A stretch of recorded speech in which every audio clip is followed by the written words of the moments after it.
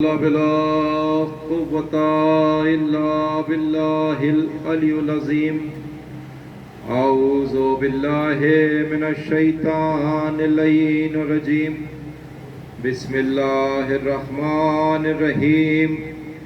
الحمد لله رب العالمين. الصلاة والسلام على سيد المرسلين وخاتم النبیین و اہل بیتہ الطاہرین المعصومین المظلومین. مولا و مولا الثقلین امام الحرمین جد الحسن والحسین ابی القاسم محمد. اما بعد فقد قال اللہ تبارک تعالی فی کتابہ المبین وقولہ الحق بالحق. بسم اللہ الرحمن الرحیم. قل هو الله احد الله الصمد لم يلد ولم يولد ولم يكن له كفوا احد. صدق الله العلي العظيم.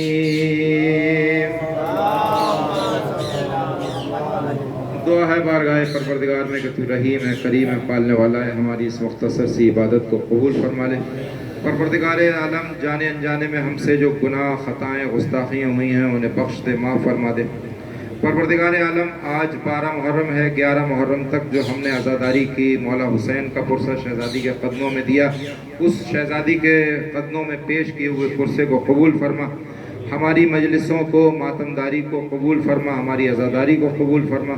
پروردگار عالم جو بیمار ہیں، بیمار کربلا کے صدقے میں انہیں شفائے کاملہ عطا فرما. پروردگار عالم جو بچے امتحانوں میں بیٹھے ہیں انہیں کامیابی عطا فرما. پروردگار عالم جو بے روزگار ہیں ان کو روزی عطا فرما. جو برسر روزگار ہیں ان کی روزی میں برکت عطا فرما. پروردگار عالم ہماری دعاؤں کو، نمازوں کو، عبادتوں کو قبول کر فرما لے.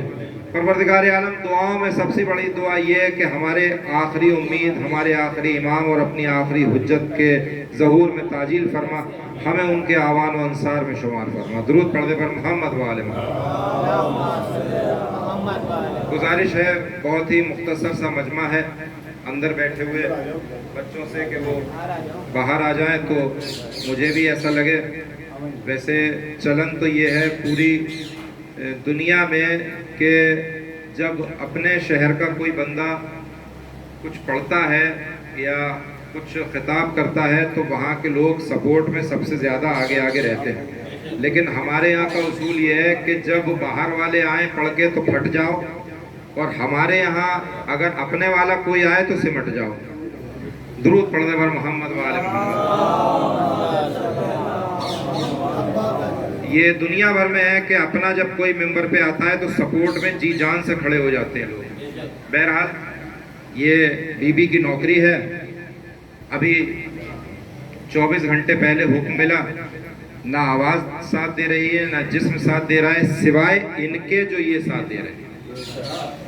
میں جہاں تک کوشش کروں گا آپ کے ساتھ رہوں، بشرطے آپ میرے ساتھ رہیں.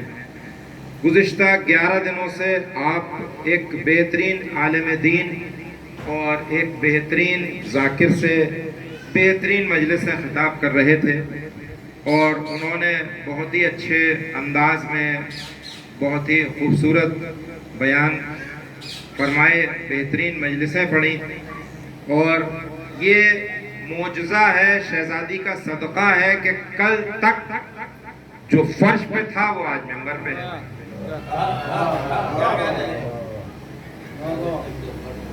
جو کل تک فرش پہ تھا وہ آج ممبر پہ ہے.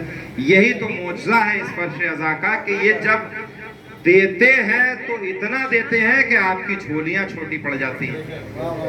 اور ایک پریشانی میرے ساتھ مشکل ہمیشہ رہی ہے کہ میرے حصے میں جو مجلس خطاب کرنے کے لیے آتی ہے وہ بہت ہی اعلیٰ ترین تقریروں کے بعد کی آتی ہے. اب آپ سوچئے کہ میں آپ کے درمیان کا بچہ، آپ کے درمیان کا بھائی، آپ کے درمیان کا بیٹا، قبلہ علی جناب نے پچھلے 11 دن میں 28 مجلسیں پڑھی. اب مجھے پڑھنا وہ ہے جو 28 میں نہ پڑھا گیا ہو. ہے کہ نہیں ہے؟ تو ہے بڑا مرحلہ کہ نہیں ہے؟ تو اس سے زیادہ مشکل کام اور کیا ہوگا؟ لیکن وہ معجزہ ہی کیا جو اس منبر سے مشکل کو حل نہ کر دے۔ جب اس منبر پہ سایہ مشکل کو شاہ کا ہو تو پھر مشکلیں کسی حد تک رہیں گی ہی نہیں، وہ اس منبر سے نہیں بلکہ اس گھر سے بھی دور ہو جائیں گی۔ درود پڑھ دیں مل جل کے محمد وآل محمد۔ میں نے جس سورے کو سرنامہ کلام قرار دیا، پروردگار عالم کی پاک و پاکیزہ کتاب قرآن پاک میں 114 سورے، اور اس 114 سورے میں سورہ نمبر 112 سورہ اخلاص۔ سورہ اخلاص، بسم اللہ الرحمن الرحیم، قل هو اللہ احد اللہ الصمد لم یلد ولم یولد ولم یکن لہ کفوا احد۔ اس میں خوبصورتی یہ ہے کہ پروردگار عالم اپنے نبی سے فرما رہا ہے کہ قل هو اللہ احد، اے رسول، اے نبی، اے محمد، اے میرے حبیب، اے میرے محبوب، اے طٰہٰ، اے یاسین، اے میرے چاہنے والے، اے میرے منتخب نبی، اے 1,23,999 انبیاءوں پہ سردار بنائے گئے محمد، کہہ دو، پہنچا دو، کیا پہنچا دو؟ اللہ الصمد، اللہ صمد ہے، سب پر فائز ہے، سب پر قائم ہے، کائنات کا بنانے والا ہے اور کائنات پر اس کا قبضہ ہے۔ لم یلد ولم یولد، نہ وہ کسی کا باپ ہے اور نہ اس کا کوئی باپ ہے۔ بس یہاں سے انشاءاللہ بات شروع ہو جائے گی۔ نہ وہ کسی کا باپ ہے اور نہ اس کا کوئی باپ ہے، نہ وہ کسی کا باپ ہے نہ اس کا کوئی باپ ہے۔ اس کے معنی کیا ہوئے؟ اس کا مطلب یہ ہوا کہ پروردگار عالم جسم و جسمانیت سے مبرہ ہے۔ بس 2 منٹ کی تمہیدی گفتگو ہے، اس کے بعد پھر ہم اور آپ ایک ہو جائیں گے۔ پروردگار عالم جسم و جسمانیت سے مبرہ ہے، یعنی اللہ جسم نہیں رکھتا، اللہ جسم نہیں رکھتا۔ اللہ کے آگے بھی نور، اللہ کے پیچھے بھی نور، اللہ کے دائیں بھی نور، اللہ کے بائیں بھی نور، اللہ کے اوپر بھی نور، اللہ کے نیچے بھی نور، اللہ کے چاروں سمت نور۔ اللہ جسم نہیں رکھتا۔ اچھا، جسم ہونے کے لیے کیا ضروری ہے؟ جسم ہونے کے لیے کیا ضروری ہے؟ جسم ہونے کے لیے مجسمہ ضروری ہے، ایک مجسمہ ضروری ہے۔ پروردگار عالم نے آدم کو بناتے وقت یہی تو کہا تھا کہ ہم ایک مجسمہ تیار کر رہے ہیں، دیکھو جب ہم اس کو تیار کر لیں تو تم سب سجدے میں گر جانا۔ جسم ہونے کے لیے کیا ضروری ہے؟ مجسمے کا ضروری ہے۔ اچھا، مجسمے کے لیے کیا ضروری ہے؟ بچے توجہ رکھیں، مجسمے کے لیے کیا ضروری ہے؟ مجسمے کے لیے ضروری ہے آنکھ کا ہونا، ناک کا ہونا، کان کا ہونا، منہ کا ہونا، زبان کا ہونا، چہرے کا ہونا، ہاتھوں کا ہونا، سینے کا ہونا، پیروں کا ہونا۔ یہ سب ہوں گے تبھی تو مجسمہ بنے گا، یہ سب ہوں گے تبھی تو مجسمہ بنے گا۔ پروردگار عالم کہتا ہے کہ میں مجسمہ رکھتا ہی نہیں، میں جسم رکھتا ہی نہیں۔ تو اب بتاؤ، جب پروردگار کے کان نہیں ہے تو سنتا کیسے ہے؟ بس میں آ گیا اپنی منزل پہ، بہت جلدی ہے نا بھائی۔ جب پروردگار عالم کے کان ہے ہی نہیں تو سنتا کیسے ہے؟ پروردگار عالم کے جب زبان ہے ہی نہیں تو بولتا کیسے ہے؟ پروردگار عالم کے جب آنکھیں ہے ہی نہیں تو پھر دیکھتا کیسے ہے؟ پروردگار عالم کے جب پیر ہے ہی نہیں تو وہ سب جگہ پہنچ کیسے جاتا ہے؟ جب پروردگار عالم کے ہاتھ ہے ہی نہیں تو آدم کو بنایا کس نے؟ تو اب ماننا پڑے گا کہ کہ کوئی ہے جو اللہ کی آنکھ ہے، جو اللہ کے کان ہے، جو اللہ کی زبان ہے، جو اللہ کے ہاتھ ہے؟ میں نے کہا پروردگار عالم مجمع کم ہے، کوشش زیادہ کرنی پڑ رہی ہے، تو بتا دے انہیں۔ کہا پروردگار عالم نے کہہ دے کہ ہے کوئی جو ید اللہ ہے کوئی جو عین اللہ ہے کوئی جو لسان اللہ ہے۔ درود پڑھنا پر محمد۔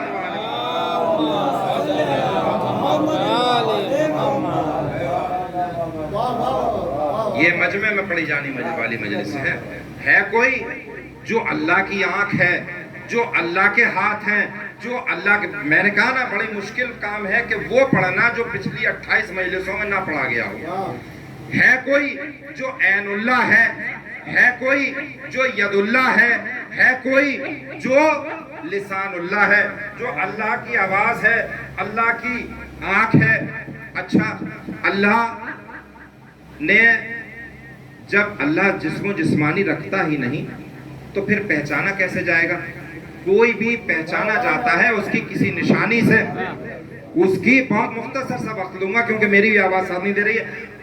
کوئی بھی پہچانا جاتا ہے اس کے جسم و جسمانی کی حیثیت سے، تو اللہ جسم رکھتا نہیں تو پھر پہچانا کیسے جائے گا؟ تو پہچانا ایسے جائے گا کہ پروردگار عالم نے خود قرآن میں کہا پریشان نہ ہونا، کنتو کنز مخفیہ، میں ایک چھپا ہوا خزانہ تھا محمد، میں نے چاہا کہ تمہیں بناؤ تو پہچانا جاؤ۔ درود پڑھے گا محمد وآل محمد۔ کنتو کنز مخفیہ، اے محمد میں نے چاہا کہ میں پہچانا جاؤں تو میں اس لیے میں نے تمہیں بنایا۔ تو اب روز قیامت تک فیصلہ ہو گیا کہ محمد پہچان ہے اللہ کی، محمد پہچان ہے اللہ کی، اس سے کوئی غافل نہیں ہو سکتا، اس سے کوئی انکار نہیں کر سکتا، اس لیے کیونکہ یہ قرآن ہے۔ قرآن قیامت تک کے لیے، قرآن وہ ہے جو پچھلی 3 کتابوں کو حرام کر کے آیا ہے۔ پروردگار عالم نے 4 کتابیں دنیا میں بھیجی، توریت، زبور، انجیل، قرآن۔ جب قرآن آیا تو اس نے پروردگار نے کہا دیکھو اب 3 کی باتوں پہ عمل نہ کرنا، اگر 3 کی باتوں پہ عمل کیا تو معاملہ خراب ہو جائے گا۔ اب جو کچھ ہے قیامت تک وہ قرآن ہے، قرآن۔ قرآن میں مل کے محمد والے محمد، محمد والے محمد۔ اب قیامت تک جو کچھ بھی ہے وہ قرآن ہے۔ تو محمد کس کی پہچان؟ اللہ کی پہچان۔ اللہ پہچانا جائے گا محمد سے، تو محمد نے بھی کسی کو پہچان بنایا۔ درود پڑھے پر محمد والے محمد۔ کیا محمد نے بھی، جب اللہ کی پہچان ہے محمد، تو پھر اب محمد بھی پہچان بنائیں گے کسی نہ کسی کی؟ میں نے کہا پروردگار عالم کیا اللہ کی پہچان محمد ہے تو محمد بھی کسی کی پہچان ہے؟ کہا ہاں، پریشان نہ ہو، ان سب کو ایک بڑے سے میدان میں لا، ایک بڑے سے میدان میں لا۔ اس میدان میں تقریباً 1.25 لاکھ حاجی، بڑا سا ممبر، اونچا سا ممبر، اونچا سا ممبر، بڑا سا ممبر۔ میں بھیڑ کو عالم تصور میں چیرتا ہوا اندر گیا۔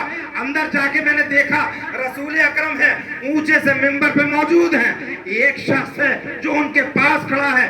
رسول اکرم نے خطبہ دینا شروع کرا، دیکھو جو جانتے ہیں وہ جان لیں، جو نہیں جانتے وہ پہچان لیں، یہ ہے علی ابن ابی طالب،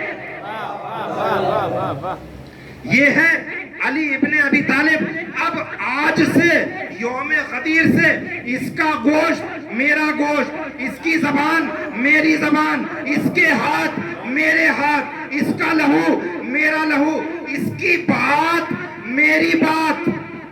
یہ کہنے کے بعد رسول نے علی کو اپنے سامنے کیا۔ تاریخ نے لکھا، تاریخ نے، علی محمد کے آگے اس طرح تھے کہ محمد دکھائی نہیں دے رہے تھے۔ علی نے سامنے آئے۔ اس کے بعد حد تو جب ہوئی جب رسول نے کہا کہ میں خدا کی پہچان آج سے میری یہ پہچان، دونوں ہاتھوں کو علی کو لے کے بلند کیا، کہا من کنت مولا ہو فہذا علی مولا، جس کا میں مولا اس کا علی مولا۔ درست پڑھ دیں۔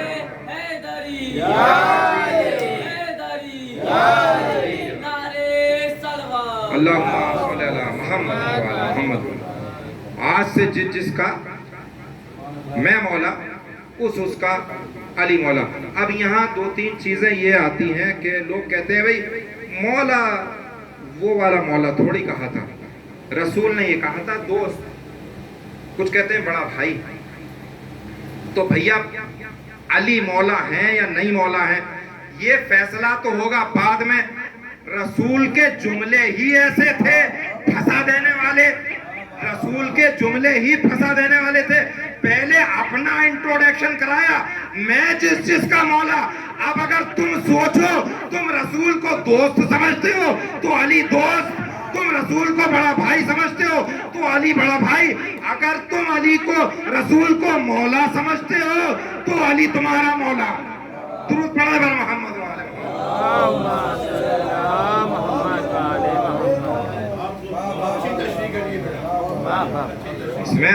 اس میں تو کوئی دو رائے ہے ہی نہیں۔ ہم تو تینوں چاروں چیزوں پہ ایگری ہیں۔ تم مانو نا، تم مانو، تم کہو اپنے منہ سے، کسی مورخ کے قلم میں دم ہو تو لکھے رسول دوست۔ خدا کی قسم اگر دائرہ اسلام سے خارج نہ ہو جائے، لکھو ہم علی کو دوست مانیں گے۔ ممبر سے کہہ رہا ہوں، اگر تم رسول کو دوست لکھو گے ہم علی کو دوست مانیں گے۔ ترجمہ کرنے والے یہ بھول گئے کہ لا الہ، لا الہ، پروردگار عالم نے پہلے سارے خداؤں کا انکار کرایا، تب کہا کہو لا الہ الا اللہ۔ پہلے کہا لا الہ، کوئی خدا ہے ہی نہیں الا اللہ، سوائے اللہ کے۔ رسول نے کہا من کنت مولا، جس کا میں مولا اس کا علی مولا۔ اب سنو بھیا، بات تھی اس وقت خلافت کی، بات رسول کا آخری حج تھا، اور رسول کو پتا تھا کہ اب اس حج کے کچھ دنوں کے بعد میں دنیا سے رخصت ہو جاؤں گا، اور سب سے زیادہ چھیچا لے کر کس چیز کو لے کے ہوگی؟ خلافت کو لے کے۔ تو رسول کہہ سکتے تھے کہ من کنتو مولا ہو فہذا علی خلیفہ، جس کا میں مولا ہوں۔ خلافت کی تو مسئلہ خلافت کا ہی تو تھا، تو کہہ سکتے تھے رسول کہ من کنتو مولا، جس کا میں مولا علی خلیفہ، علی اس کے خلیفہ ہیں۔ نہیں کہا، جانتے ہیں کیوں نہیں کہا؟ اس لیے نہیں کہا، خلافت کا درجہ ہے دنیا تک اور مولائیت کا درجہ ہے قیامت تک، اسی لیے کہا من کنتو مولا ہو فہذا علی۔ درود پڑھے بر محمد۔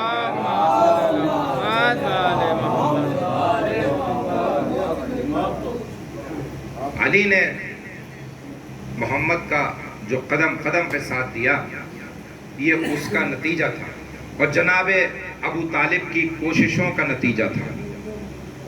قحط جانتے ہیں کس کو کہتے ہیں؟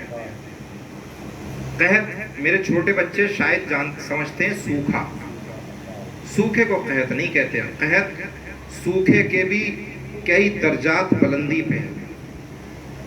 سوکھا کہتے ہیں اس کو جب آسمان سے بارش نہ ہو، قحط کہتے ہیں اس کو کہ جب آسمان سے بھی بارش نہ ہو، زمین کا پانی بھی ختم ہو جائے اور زمین پھٹنے لگے، قحط۔ مدینے میں قحط پڑا اور حالات بہت خراب، اتنے خراب کہ جانور کھڑے کھڑے گر گر کے مر رہے ہیں، انسان کھڑے کھڑے گر گر کے مر رہا ہے۔ اب آئے درے ابو طالب پہ، خدا کی قسم کافر کہنے والے تمام دنیا کے سارے پروپوگنڈے آزما لیتے تھے، اس کے بعد آتے اسی پہ در پہ تھے، کیونکہ معلوم تھا کہ سمسیاؤں کا حل اسی در پہ ہے۔ آئے جناب ابو طالب کے در پہ، بیچ میں واقعہ یاد آ گیا تو بچوں تک پہنچا دوں۔ جناب ابو طالب کے در پہ آئے، اے ابو طالب قحط پڑا ہوا ہے آپ جانتے ہیں، اور اب تو گھر کا اناج، جانور اور گھر کے لوگ بھی ختم ہونا شروع ہو گئے، کچھ کیجئے۔ کہا ٹھیک ہے، سب سے کہو کہ فلاں فلاں پہاڑی پہ اس وقت اکٹھا ہو جائیں اور میرا انتظار کریں۔ جناب ابو طالب کے اس حکم کی تعمیل میں تمام لوگ اس پہاڑی پہ اکٹھا ہو گئے، اور جب اس پہاڑی پہ اکٹھا ہوئے تو اب لوگ انتظار کر رہے ہیں کہ جناب ابو طالب آئیں۔ اب جناب ابو طالب آئے، گود میں ایک ننھا سا بچہ اور کلیجے سے لگائے ہوئے، کلیجے سے لگائے ہوئے، بلکہ لفظوں کو بدل دوں، لفظوں کو بدل دوں، لفظوں کو بدل کے کہہ دوں، ایمان سے بھرے ہوئے سینے سے رسالت کو لگائے ہوئے، ایمان سے بھرے ہوئے سینے سے رسالت کو لگائے ہوئے آ رہے ہیں، آرام آرام، دھیرے دھیرے، کوئی جلد بازی نہیں، اس لیے کیونکہ یقین تھا کہ جو میں کرنے جا رہا ہوں وہ ہو جائے گا۔ لوگ جلد بازی میں جاتے ہیں، پتہ نہیں اف بٹ کا مسئلہ رہتا ہے، اور جہاں سکون محسوس ہونا وہاں سمجھ لینا کہ یہ مطمئن ہے۔ جناب ابو طالب بہت سکون سے پہاڑی پہ چڑھے، پہاڑی پہ چڑھنے کے بعد ایک مرتبہ چاروں سمت دیکھا، سوکھی ہوئی پھٹی ہوئی زمین، لوگوں کی زبانیں باہر، جانوروں کی لاشیں، ایک مرتبہ بچے کو گود میں اٹھایا، اور گود میں اٹھانے کے بعد آسمان کی طرف رخ کیا، پروردگار عالم تجھے اس محمد کا واسطہ بارش کر دے۔ بس تاریخ نے لکھا، تاریخ نے ابھی گود سے رسول کو اپنے ایمان سے بھرے ہوئے کلیجے سے واپس لگایا نہ تھا کہ بادل امڑنا شروع ہو گئے، رحمت کی بارش ہوئی۔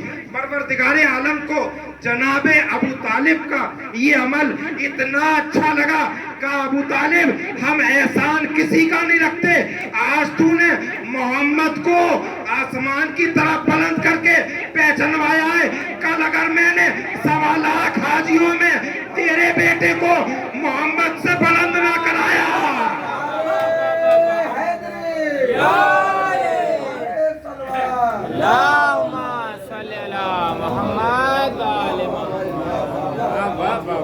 اگر میں نے اسی محمد سے تیرے بیٹے کو بلند نہ کرایا تو میرا نام نہیں۔ اور ابو طالب تیرا یہ واقعہ تو کتابوں میں دب جائے گا، صرف مومنین اپنی مجلسوں میں اس کا ذکر کریں گے، لیکن غدیر کا ذکر میں قیامت تک باقی رکھوں گا، اور وہی غدیر کا ذکر انشاءاللہ قیامت تک باقی رہے گا۔ اور مولا کائنات نے بھی رسول کا اس طرح سے ساتھ دیا کہ جس طرح سے ساتھ دینے کا حق تھا، چاہے وہ ذوالعشیرہ میں کھڑے ہو کے رسول کی اطاعت کرنا، چاہے وہ گٹھلیوں کا واقعہ کہ گٹھلیاں ایسی ماری کہ آر پار ہو گئیں، اور چاہے شب ہجرت رسول کے بستر پہ سو جانا۔ شب ہجرت رسول کے بستر پہ سو جانا آسان تھا؟ آسان نہیں تھا۔ 40 ننگی تلواریں تو آپ نے سنی کہ رسول جب گھر میں تھے مولا کائنات تشریف لائے، کہا یا علی آج تم میرے بستر پہ سو جاؤ گے؟ اب سنا ہوا ہے آپ کا جملہ، میں صرف ایک منزل تک لے جانا چاہتا ہوں۔ اے علی کیا آج میرے بستر پہ سو جاؤ گے؟ علی نے یہ نہیں کہا کہ رسول اکرم کیوں، کیسے، بات کیا ہے، کہا کیا میرے سونے سے آپ کی جان بچ سکتی ہے؟ یہ کہا جی۔ اب رسول اکرم، میں نے سرنامہ کلام جس چیز کو قرار دیا ہے، بچے اس واقعے کو 70 بار سن چکے ہیں، لیکن یہ نہیں پتا ہوگا بچوں کو کہ رسول اکرم نکل کے کیسے گئے۔ یہ بہت کم ذاکرین نے پڑھا ہے، شاید کسی نے پڑھا ہو، بدائیوں میں بھی موجود ہوں۔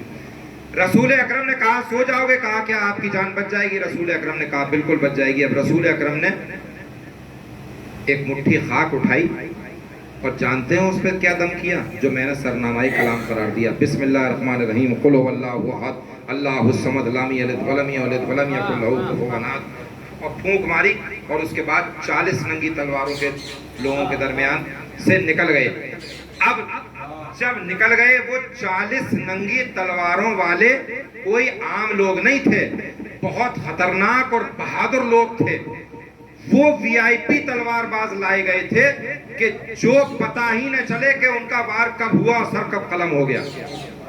ان کے درمیان سے رسول اکرم نکل گئے, غار میں پہنچے. اور میں صرف ایک طرف جو قبلہ علی جناب ایک واقعہ مصروفیت کی وجہ سے آدھا چھوڑ گئے, اسے پورا بچوں کی خاطر کرنا چاہتا ہوں. غار میں پہنچے, غار میں کیا ہوا یہ سب جانتے ہیں, مجھے وہ نہیں پڑھنا ہے, پھسکاری بھی نہیں پڑھنا, پھسکاری جو ہے وہ نہیں پڑھنا. غار میں پہنچے اور غار میں پہنچنے کے بعد کیا ہوا, دشمن اسلام ڈھونڈ رہے ہیں, دشمن اسلام ڈھونڈ رہے ہیں. جب رسول اکرم اندر پہنچے تو مکڑی نے جالا پرو دیا اور ایک کبوتر نے وہاں 2 انڈے دے دیے. یہ اس بات کی علامت تھا کہ یہ غار بہت دنوں سے ویران ہے, اس کے اندر کوئی جا نہیں سکتا. اگر کوئی جائے گا تو یہ انڈے ٹوٹیں گے. پروردگار عالم کی مصلحت دیکھیں, اگر کوئی جائے گا تو یہ انڈے ٹوٹیں گے اور یہ مکڑی کا جالا ٹوٹ جائے گا.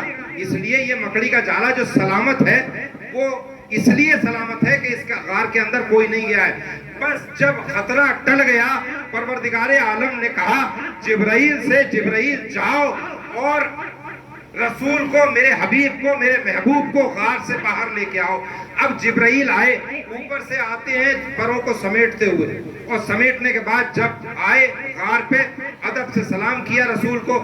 سلام کرنے کے بعد علی جناب نے اسی منبر سے یہاں تک پڑھا تھا واقعہ کہ جناب جبرائیل علیہ السلام نے اپنا پر مارا لیکن مکڑی کا جالا نہیں ٹوٹا.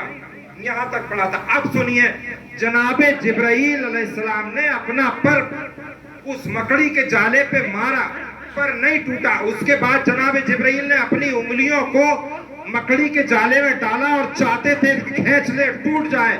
بس مکڑی نے کہا اے جبرائیل کوشش نہ کرو کیونکہ یہ جالا ٹوٹے گا نہیں. کہا اے مکڑی پتا کیوں نہیں ٹوٹے گا؟ کہا تمہیں پتا نہیں ہے یہ جالا میں نے بنایا ہے.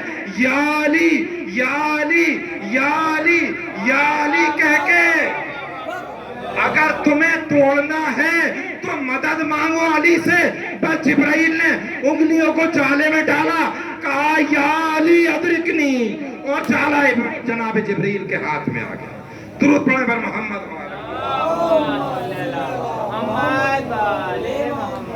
جالا جناب جبرائیل کے ہاتھوں میں آ گیا. اچھا, جب شب ہجرت, درود پڑھیں پر محمد والے محمد. شب ہجرت جناب مولائے کائنات مولا مشکل کشا حضرت علی علیہ السلام سوئے تھے. تو آپ بچے بتائیں مجھے کہ سب سے زیادہ مولائے کائنات کا سونے کا ذکر آخر کیوں ہوتا ہے؟ شب ہجرت تھی, رسول کی جان بچانے کے لیے انا بھائی سو گئے.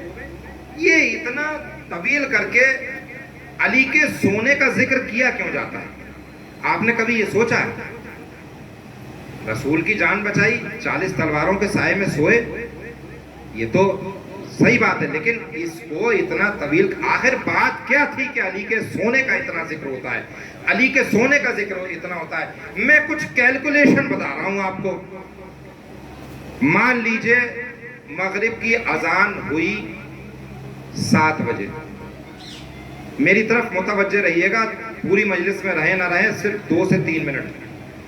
مان لیجئے مغرب کی اذان ہوئی 7 بجے اور فجر کی اذان ہوئی صبح 4 بجے. بدایوں کی ٹائمنگ کے اعتبار سے بتا رہا ہوں, 2-4 منٹ آگے پیچھے چھوڑ کے. آرزو بھائی کتنے گھنٹے ہوئے؟ 9. 7 سے 4 تک 9 گھنٹے. ٹھیک ہے, 9 گھنٹے میں منٹ کتنے ہوئے؟ متوجہ رہیے گا, علی کے سونے کا اتنا ذکر ہوتا کیوں ہے؟ کتنے منٹ ہوئے؟ 540 منٹ.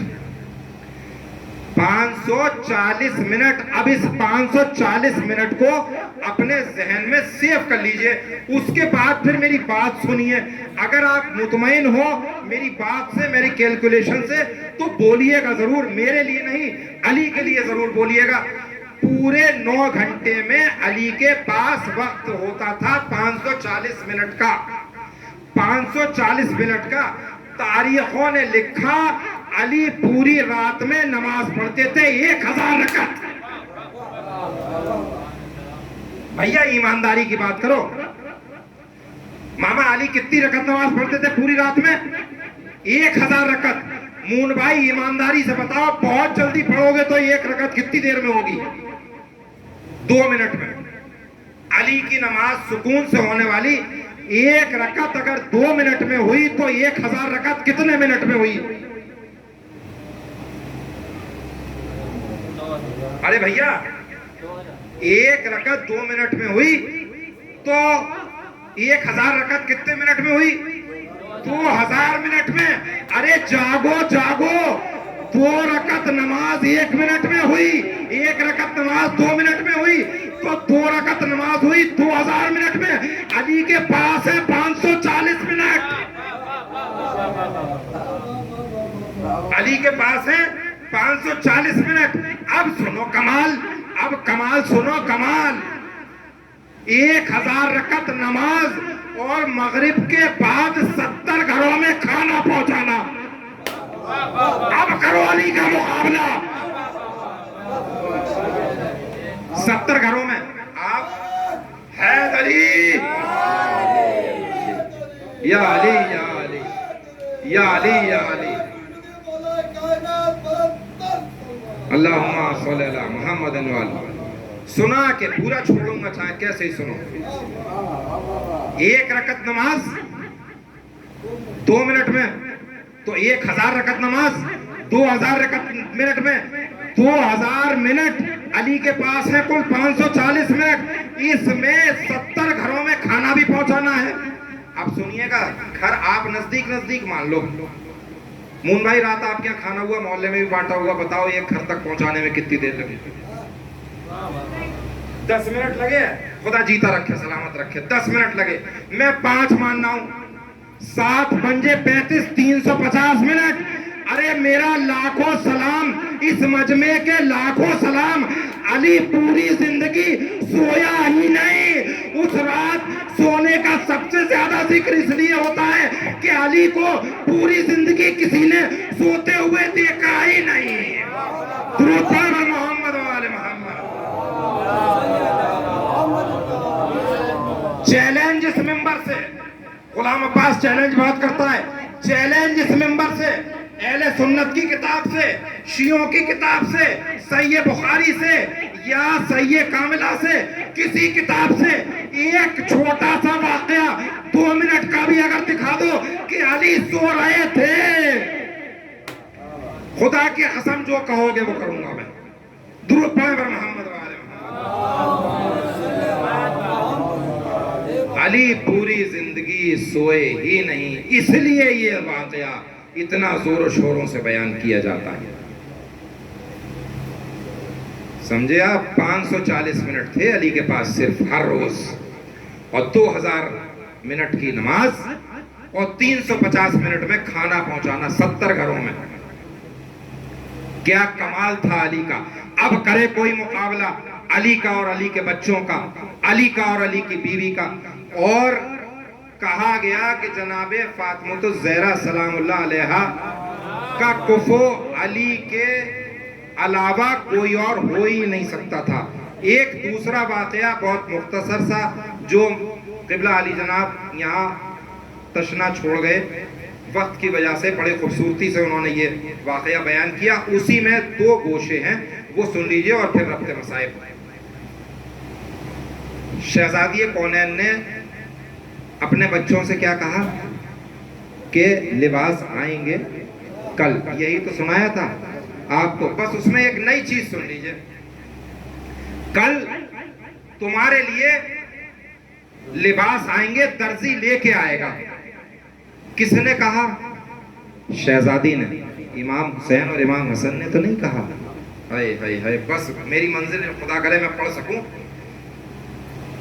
آن لائن آرڈر ہوا تھا. آپ سب آن لائن آرڈر کرتے ہیں نا؟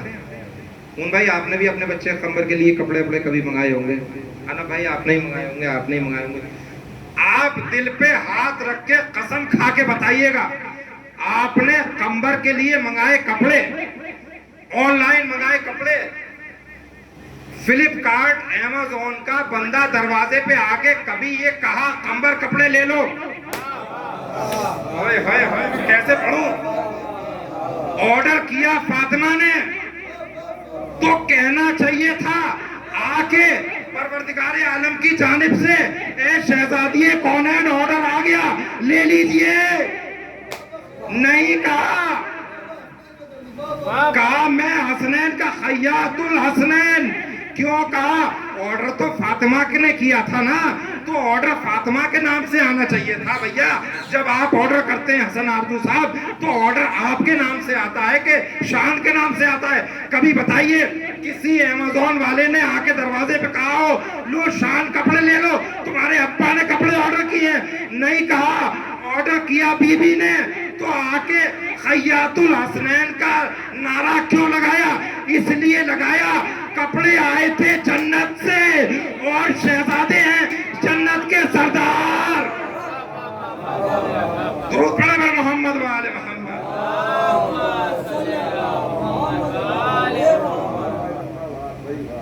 شہزادے ہیں جنت کے سردار.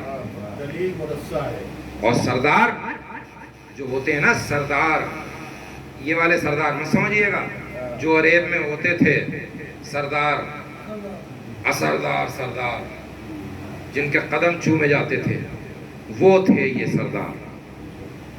چاہتا تو میں ابھی تھوڑا سا مجمع اور ہوتا اور تھوڑی سی جاگتی ہوئی سماعتیں ہوتی تو میں تھوڑا سا اور آپ تک بات پہنچاتا. بہرحال زندگی رہی تو آگے کبھی.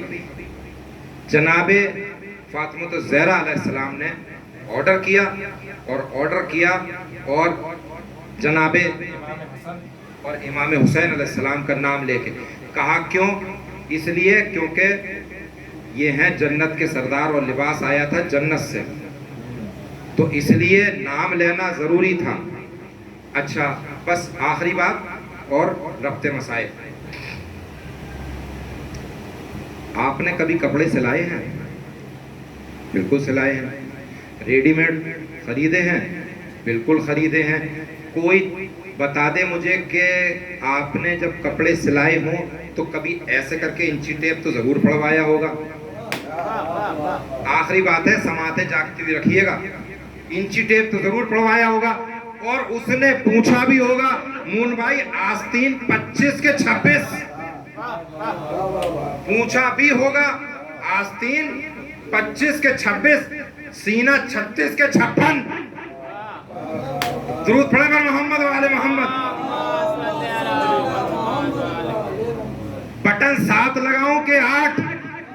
میرے ہزارہ سلام ہو حسنین پہ. کیسا درزی تھا جو ناپ لے کے نہیں گیا بلکہ سلے سلائے کپڑے اسی ناپ کے لے کے آیا. درود پڑھیں بر محمد و آل محمد. میں اپنی منزل پہ آ گیا. یہ لوگ جو طیب و طاہر لوگ تھے، بس صرف ایک بات آخری رہ گئی ہے، وہ سن لیجئے. جنت کے درزی کو پتا تھا کہ آستین کتنی ہوگی، لمبائی کتنی ہوگی، چیسٹ کتنا ہوگا، دامن کتنا ہوگا. فاطمہ نے کپڑے سل کے رکھے تھے عباس کے. فاطمہ نے کپڑے سل کے رکھے تھے عباس کے. ابھی فاطمہ حیات ہیں، عباس کے آنے کا کوئی امکان نہیں ہے، لیکن میرے مولا کے کپڑے سل کے رکھے. اور خدا کی قسم جناب زینب سے جب یہ وصیت کی، دیکھو ایک بچہ اس گھر میں آئے گا اس کا نام عباس ہوگا، جب وہ ولادت پائے سب سے پہلے یہ کپڑے پہنانا. خدا کی قسم اس ممبر سے چیلنج ہے، کوئی تاریخ دکھا دے کہ آستین 19 ہوئی ہو یا 20 ہوئی ہو. اس لیے کیونکہ عباس معصوم نہیں تھے لیکن معصوم صفت ضرور تھے. درود پڑھے بر محمد وآل محمد۔ معصوم نہیں تھے کیونکہ صرف معصوموں کا لباس فٹ آتا ہے۔ جناب عباس کے جسم پہ جناب فاطمہ الزہرا سلام اللہ علیہا کا سلا ہوا لباس فٹ آنا یہ بتاتا ہے کہ دنیا میں دو شخصیتیں ایسی گزری جو معصوم تو نہ تھیں لیکن معصوم صفت تھیں، ایک جناب حضرت عباس علمبردار علیہ السلام اور ایک شہزادی زینب سلام اللہ علیہ۔ یہ معصوم تو نہ تھے لیکن معصوم صفت ضرور تھے۔ بس عزاداران حسین، ان معصوم صفت لوگوں کو بھی دنیا نے اذیت دینے سے نہ چھوڑا، اور وہ اذیتیں دی گئیں کہ جس کا کوئی ثانی نہیں تھا۔ تاریخ نے نہ اس سے پہلے واقعہ کربلا سے پہلے کوئی تاریخ اتنی اذیتوں والی لکھی اور نہ اس کے بعد لکھی گئی۔ مومنین، آج 13 محرم ہے اور آج 13 محرم کے حوالے سے ایک چھوٹا سا مصائب کا واقعہ اور پھر ختم دعا۔ جب یہ قافلہ کربلا سے شام کی جانب چلا تو منظر یہ تھا کہ اونٹوں پہ بیوائیں بیٹھی تھیں، جناب سید سجاد طوق اور زنجیروں میں لپٹے ہوئے پیدل تھے اور سر نیزوں پہ تھے۔ جب یہ قافلہ چلتے چلتے شام کے بازار میں پہنچا ہے، جانتے ہو عزاداروں کیا غضب ہوا؟ شام کے بازار میں لوگ پتھر اور گرم پانی لیے کھڑے تھے۔ ارے کوئی پتھر مارتا تھا، کوئی گرم پانی پھینکتا تھا، جس کے پاس کچھ نہ تھا وہ خاک پھینک کے مارتا تھا، کیونکہ یہ نہیں بتایا گیا تھا کہ یہ رسول کے گھر والے ہیں، یہ سادات ہیں۔ یہ بتایا گیا تھا کہ کسی ظالم نے خروج کیا تھا اور ہم نے اسے قتل کر دیا۔ ارے یہ قافلہ آگے بڑھا اور ایک جگہ دیکھا ایک بی بی چھت پہ بیٹھی ہیں، کچھ خرمے پاس ہیں، کچھ پانی ساتھ میں ہے۔ ارے جب انہوں نے اس غربت کے عالم کو اس قافلے میں دیکھا تو جناب بی بی زینب کے جناب زینب کا اونٹ جب اس چھت کے نزدیک آیا، کہا بی بی آپ بہت پریشان دکھتی ہو، میں چاہتی ہوں کہ چند کھجوریں اور یہ چند پانی تھوڑا سا مختصر سا آپ نوش فرما لیں۔ ارے جناب زینب نے کہا، اے بی بی تیرا بہت شکریہ، اللہ تجھے اور تیرے بچوں کو سلامت رکھے، لیکن اے بی بی ارے مجھ سے بھی زیادہ پیاسی، مجھ سے بھی زیادہ پریشان میری ایک 4 سال کی بھتیجی سکینہ ہے۔ ارے تیرا بڑا احسان ہوگا اگر تو اس کو پلا دے۔ جناب زینب نے جناب سکینہ کو بلایا اور گود میں لیا، اور گود میں لینے کے بعد کہا، اے سکینہ ارے بی بی تمہارے لیے چند خرمے اور تھوڑا سا پانی لیے بیٹھی ہے، ارے اسے نوش فرما لو۔ بس بی بی سکینہ نے جیسے ہی پانی کا کوزہ ہاتھ میں لیا وہ ضعیفہ بولی، اے بی بی ارے میری ایک تمنا ہے، میری ایک دعا ہے۔ میں نے یہ سنا ہے کہ جب اسیر لوگ کہیں سے گزرتے ہیں تو وہ کسی کے حق میں اگر دعا کر دیں تو وہ ضرور قبول ہوتی ہے۔ اے بی بی ارے یہ پانی پینے سے پہلے، پانی پینے کے بعد میری دعا کرا دینا اس بچی سے۔ مومنین، جناب زینب نے جناب سکینہ کے ہاتھ سے کوزہ لے لیا، اور کوزہ لینے کے بعد جناب سکینہ سے کہا، اے سکینہ ارے پانی پینے کے بعد نہیں، پانی پینے سے پہلے اس کی دعا کہ میں آمین کہہ دو۔ اس بی بی سے کہا، اے بی بی بتا تیری کیا دعا ہے؟ ارے غضب ہو گیا۔ اس بی بی نے کہا، اے بی بی ارے میری بڑی تمنا ہے کہ میں اپنے مولا حسین کی زیارت کروں۔ ارے عرصہ ہو گیا مجھے مدینے گئے ہوئے، میرے لیے حق میں دعا کر دو کہ میں اپنے شہزادے حسین کی زیارت کروں۔ ارے بس اتنا سننا تھا۔ ارے زینب نے چہرے سے بالوں کو ہٹایا، اے ام حبیبہ ارے تو نے نہ پہچانا، اے ام حبیبہ ارے میں زینب، یہ حسین کی سکینہ، وہ نیزے پہ حسین کا سر، وہ نیزے پہ عباس کا کا سر، وہ نیزے پہ علی اکبر کا سر. اے ام حبیبہ ارے ہمارا گھر اجڑ گیا. اے ام حبیبہ ارے ہمارے سب لوگوں کو کربلا میں شہید کر دیا گیا. اے ام حبیبہ کوئی باقی نہ رہا. اے ام حبیبہ ہم اسیر ہو گئے. الا لعنت اللہ قوم الظالمین. انا للہ و انا الیہ راجعون. ماتم حسین.